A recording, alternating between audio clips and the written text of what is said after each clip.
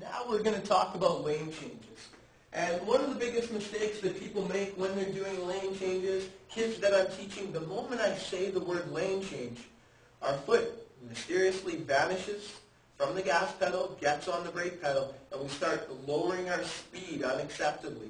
So what we want to do, there are times where we slow down to do a lane change, but more often than not, you're going to want to maintain your speed in the lane change. And we're going to talk about when do you slow, when do you maintain, when do you signal, when do you not signal. Now, the first part is, if I'm in this case here, and just for argument's sake, to simplify things, if I know that I have to get over to do a right turn, I'm going to signal, mirror check, shoulder check, and if it's safe and there's no cars here, I'm going to maintain my speed and get over into the right lane. Now that would be ideal. There's no cars around. Life is simple. Life is good. But it's not always going to be that easy. So I'll give you this example. Let's say you signal and check, or you just simply know that you have to do a right turn, and you look in this mirror, you look in that mirror, you know that there's a car off your back right corner. So in this case here, you're going 50, they're going 50, the speed limit's 50, it's a nice day. You cannot speed to accomplish a lane change. So ultimately, they're going to beat you.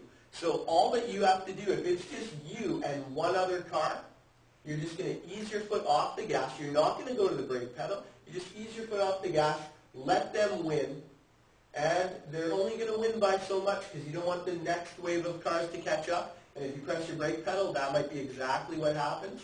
So all we're going to do is coast for a moment. We're not going to signal right now because they might see that and sit in this blind zone for longer than we want to. So what happens is we're going to allow this vehicle to pass us as we coast. Once they get by us, then we're going to throw on our signal once they're a little bit past us. We're going to redo our checks and our shoulder check, make sure that that was the only car. Now you can do your right lane change. Now it gets interesting.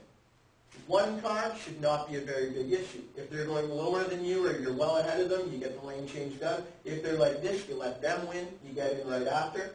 But what if there was a car here and they're not alone? This lane was full of cars that were going 50 kilometers an hour. If that's the case, what you're going to do, anytime there's more than one car causing trouble for your lane change, you don't wait to signal. If there's more than one car that's causing trouble, you're going to signal right away. And the most important thing you're going to do is you're going to maintain near the appropriate speed. If you're going between 45 and 50, somewhere in that vicinity, this car is likely going to continue on anyways. So they're going to win the race, they'll continue on. The hope is the next car in line is going to let you in. And if you're maintaining near the appropriate speed, it is not hard for them to wait back here and let you finish. However, if when this car was here before it passed, if you touch your brake pedal to let that car win the race, now you're going to be down to 45, 40, maybe even 35. If you touch your brake pedal, you could be down to 30 before you know it. So if you get down to 35 or 30, what are the chances of this car slowing down to 25 to let you in? Slim to none. So when there's many cars, maintain near the appropriate speed, have your signal on, get over once it's safe, as eventually one of these cars will let you in. Also be aware, the only time you would slow in this instance is if someone in your lane was slowing as well, but now you're inside their 4-second space gap, then you'd have to keep your space gap as well. Furthermore to that, with the lane changes, when there's many cars, if on a road test you signaled appropriately, you maintained the appropriate speed, the examiner will give you something else to do. But if you never signal, or you slow unnecessarily, or something along those lines, that you muddy the waters for yourself, then they might not help you out.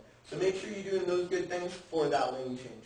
Now, the other type of street you might be on, maybe you're on a 3-lane street where there's cars A, car C, there could be car B, and a street where there's multiple lanes going the same direction.